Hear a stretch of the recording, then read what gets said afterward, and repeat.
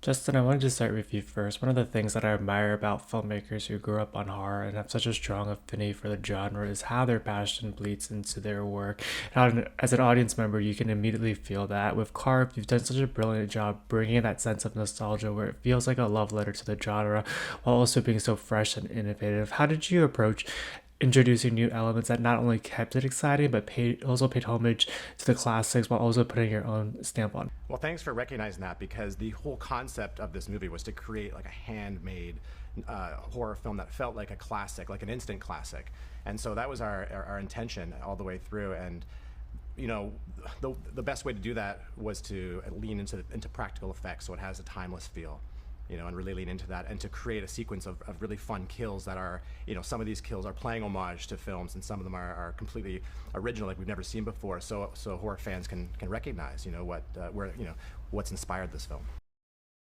It's such a fun watch from start to finish, and Peyton, you're absolutely incredible in everything that you do, carved included. And with this project, you get to play to all your strengths, balancing those comedic and dramatic beats, and the ways in which you're able to explore that wide range of emotions just looks so effortless. You do such a fantastic job grounding this character who's caught in these crazy circumstances. As an actress, how did you find your way into this character and where she sits within you? Yeah, well, thank you so much. I mean, I think finding the reality in those moments was kind of the big fun challenge of this whole thing. Was how do you make a killer pumpkin not feel completely ridiculous, you know?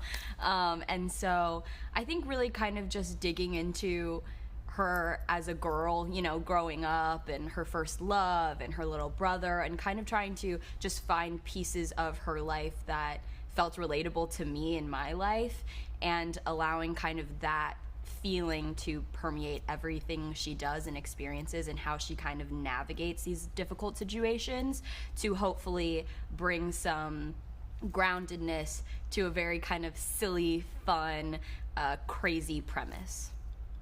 You brought so much strength and vulnerability to that character, and Justin, so often with films with a young ensemble, there's this tendency where the dialogue feels so outdated, but with Card, it feels so authentic and true to that age demographic. How much did you lean on your cast to help ensure that dialogue stayed genuine and resonated with modern audiences? And what freedom does a streamer like Hulu provide you in pushing those boundaries? Well, I'll start with the second part of the question. Hulu has been amazing through the entire process. It's incredible, sort of a filmmaker's dream to work with a studio that actually pushes ideas and allows you to take the story in whatever direction makes sense for the genre, and to not sort of try to you know, tamper it down. I mean, this film really tried to go for some extreme kills while also, you know, keeping the balance with the comedy and the characters, and there was never any sort of creative differences across the board. So it was fantastic. And with the cast, you know, I think casting is 90% of a director's job. So, you know, trying to bring these characters to life, it was really about finding the right, just finding the right approach. And with someone like Peyton, with Kira's character, it was about finding someone that we believed could be a director and a writer, and who has that sort of like leadership quality and that intelligence. And so, you know, you're just looking for that. And you failed. No, I think we nailed it with you, and you because tried. yeah, I think it's just a matter of allowing actors to bring something to the character that surprises you. You know, on the page it's one thing, and then a lot of these characters actually changed in my opinion and my perspective as we saw the character come to life, and that's just through amazing performances. I try not to get in their way is the honest answer. And failed again.